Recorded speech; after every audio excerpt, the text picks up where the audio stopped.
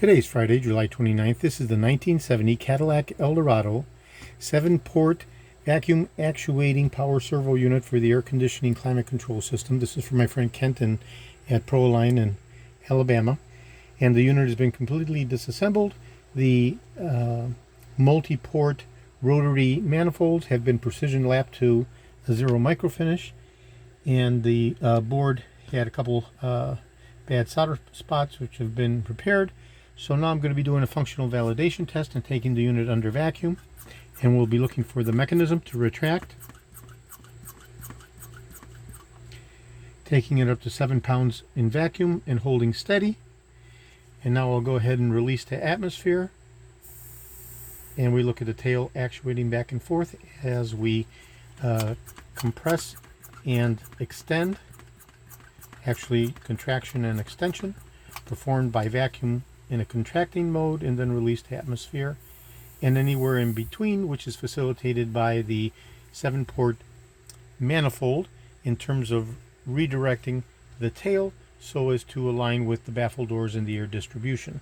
Okay, this is George in Florida. I have over 75,000 original vintage parts for the 1967 to 1978 Cadillac Eldorados, over 375,000 1959 to 1978 Cadillac items overall. I'm best known for my restoration of the Cadillac steering wheels, the tilt and telescopic steering columns, the power seat mechanisms, the instrument clusters, power actuating door locks, and the 3 different components that comprise the air conditioning climate control system, including the vacuum master switch, the power servo unit, and the in-dash controller.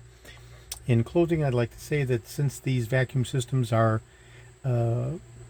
daisy chained together in an integral vacuum circuit, what we have is a propensity for debris in the vacuum circuit to permeate throughout all 3 of those units. So typically we begin with the power servo as the most prone to failure because of the electromechanism as well as the vacuum articulation that is facilitated for the actuation of the tail and the redirecting of the air.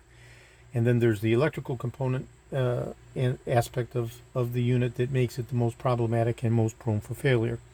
The other aspect downstream is the vacuum master switch, which ignites the blower as an on and off go, no-go type of situation. And to the left would be the in-dash controller unit, which is first in line feeding the power servo. So today is Friday, July 29th. This will be shipping out to my friend Kent. As soon as I get his okay to ship, reply confirmation. This is George in Florida. Thank you very kindly.